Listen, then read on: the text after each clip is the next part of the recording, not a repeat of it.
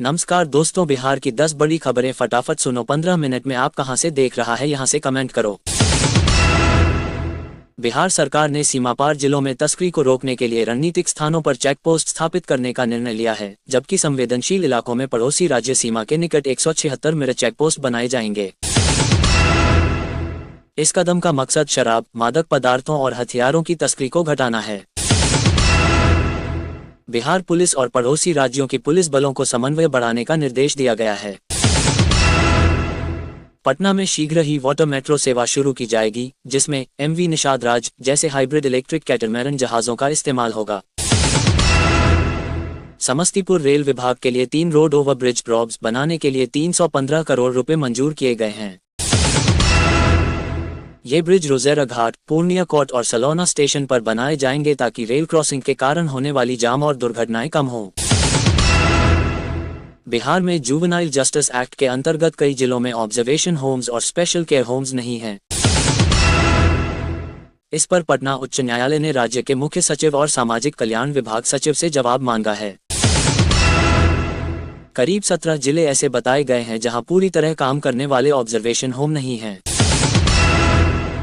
बिहार की चुनावी राजनीति में कांग्रेस ने अपना चुनाव प्रचार हर घर अधिकार रैली के माध्यम से मोतिहारी से शुरू करने का ऐलान किया है, जहां प्रियंका गांधी इस रैली की अगुवाई करेंगी।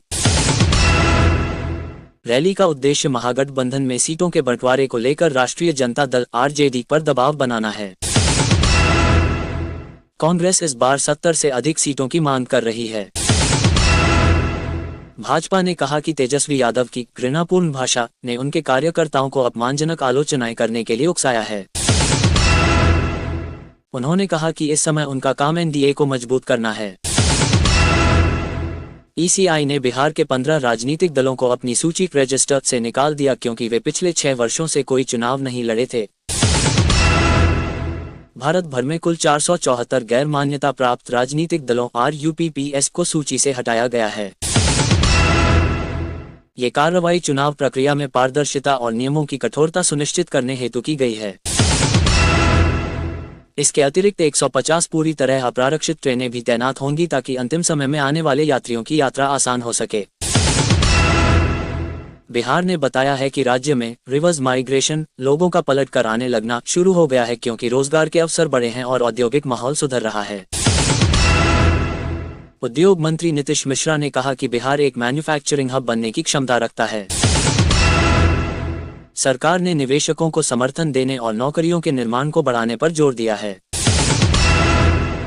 भाजपा ने GST दरों में बदलाव के बाद एक राष्ट्रीय अभियान शुरू करने की योजना बनाई है और इस अभियान की जिम्मेदारी कुछ वरिष्ठ नेताओं को दी गई है जो 3-5 राज्यों में गतिविधियां देखेंगे।